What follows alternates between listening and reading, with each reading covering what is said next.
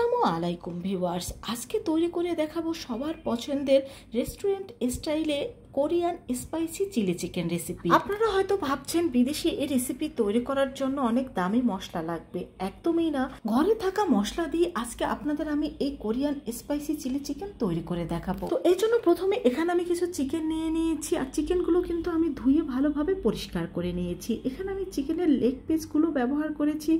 আপনারা চাইলে চিকেনের যে কোনো অংশ দিয়ে এই রেসিপিটা তৈরি করতে পারেন। এখন একটা ছুরির সাহায্যে চিকেনগুলোর চারপাশটা ঠিক এইভাবে করে আমি কেটে নেব। আর এটাকে কিন্তু একেবারে ডিপ করে কেটে নিতে হবে, যেন হাড্ডি পর্যন্ত কাটা অংশ পৌঁছে যায়। আর প্রত্যেকটা চিকেনে কিন্তু আমি ঠিক এইভাবে করে ডিপ করে কেটে নেব। এই তো আমার সব চিকেনগুলো কিন্তু একেবারে ভালোভাবে কেটে নেওয়া হয়ে গিয়েছে। আপনাদের দেখিয়ে দিচ্ছি, দেখুন আমি ঠিক কিভাবে করে কেটে নিয়েছি। এখন একটা বাটির মধ্যে আমি পানি নিয়ে নিয়েছি, তার মধ্যে দিয়ে দিচ্ছি লবণ, দিয়ে দিচ্ছি 1.5 টেবিল চামচ পরিমাণ লেবুর রস আর হাফ কাপের মতো গরুর লিকুইড দুধ। এখন এই সব উপকরণ ভালোভাবে আমি পানির সাথে মিশিয়ে নিচ্ছি। এরপরে যে চিকেনগুলো আমরা কেটে রেখেছিলাম সেই চিকেনগুলো এর মধ্যে দিয়ে দেব। এই চিকেনটা এর মধ্যে আমরা 10 থেকে 15 মিনিটের মতো ভিজিয়ে রাখবো। এতে কি হবে, এই চিকেনের মধ্যে যে এক্সট্রা ব্লাডটা রয়েছে সেটা বের হয়ে যাবে, আর এর মধ্যে কিন্তু লবণটাও ভালোভাবে প্রবেশ করবে।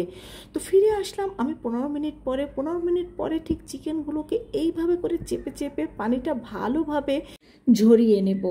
তো দেখে বুঝতে পারছেন যে চিকেনের থেকে কতটুকু পরিমাণ ব্লাড বের হয়েছে। এই তো আমি সব চিকেনগুলোই কিন্তু ভালোভাবে পানি ঝরিয়ে তুলে নিয়েছি। এখন এর মধ্যে দিয়ে দিচ্ছি স্বাদ মতো লবণ। লবণটা একটু দেখে ব্যবহার করবেন, কারণ আগে কিন্তু আমরা লবণ পানির মধ্যে ভিজিয়ে রেখেছিলাম। দিয়ে দিয়েছি 1.5 টেবিল চামচ পরিমাণ আদা রসুন পেস্ট একসাথে, আর 1.5 টেবিল চামচ পরিমাণ লাল মরিচের গুঁড়ো, আর হাফ চা চামচের মতো গোলমরিচের গুঁড়ো। যেহেতু এটা স্পাইসি চিলি চিকেন, তাই এখানে কিন্তু মরিচের গুঁড়োটা একটু বেশি ব্যবহার করতে হবে। তো ভালোভাবে কিন্তু আমি মশলার সাথে চিকেনটাকে মেখে নিয়েছি। এখন এটাকে 10 মিনিটের জন্য রেস্টে রেখে দেব। তো এখানে আমি কিন্তু ময়দা নিয়ে নিয়েছি একটা ট্রের মধ্যে। 10 মিনিট পরে এখন এই চিকেনগুলোকে আমি এই ময়দার মধ্যে ভালোভাবে কোট করে নেব। আর এটাকে ভালোভাবে কোট করে নেওয়ার পর এর গায়ে যে এক্সট্রা ময়দাটা রয়েছে সেটাকে ঝেড়ে এইভাবে করে ফেলে দেব।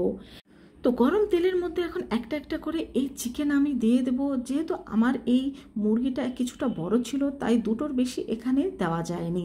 তো আপনারা চাইলে কিন্তু এখানে একসাথে অনেকগুলো দিয়ে দিতে পারেন। আর এখানে কিন্তু চুলার হিট মিডিয়ামে রেখে এটাকে ভেজে নিতে হবে, কারণ আপনি যদি এখানে মিডিয়াম টু লো হিট বা লো হিটে ভাজতে যান সেক্ষেত্রে কিন্তু কোট করা ময়দাটা এর গা থেকে ছেড়ে দেবে, সেক্ষেত্রে কিন্তু এটা পারফেক্টভাবে ভাজা হবে না। আর এই চিকেনটাকে কিন্তু আমি কয়েকবার উল্টে পাল্টে ভালোভাবে ভেজে নিয়েছি। তো চিকেনটা আমার কিন্তু ভেজে নেওয়া হয়ে গিয়েছে। এখন এটাকে আমি তুলে নিচ্ছি, আর একইভাবে আমি সবগুলো চিকেন এখানে ভেজে নিয়েছি। তো অন্য একটি চুলায় আমি এখানে একটা প্যান বসিয়ে দিয়েছি, তার মধ্যে দিয়ে দিচ্ছি এখানে আমি 1.5 টেবিল চামচ পরিমাণ মাখন। এখানে মাখনের পরিবর্তে আপনারা রেগুলার সয়াবিন তেলটাও ব্যবহার করতে পারেন, তবে রেস্টুরেন্টের মতো স্বাদ পেতে মাখনটা ব্যবহার করলেই ভালো হয়। তো দিয়ে দিলাম সামান্য একটু রসুন কুচি। এখন রসুন কুচিটাকে কিছুক্ষণ ভেজে নেওয়ার পরে এখানে আমি দিয়ে দেব 4 টেবিল চামচ পরিমাণ টমেটো সস আর 3 টেবিল চামচ পরিমাণ চিলি সস। তো এটাকে আমি কিছুক্ষণ একটু কষিয়ে নিচ্ছি। আমি আমার প্রত্যেকটা রেসিপি খুব সহজভাবে আপনাদের সাথে শেয়ার করার চেষ্টা করি।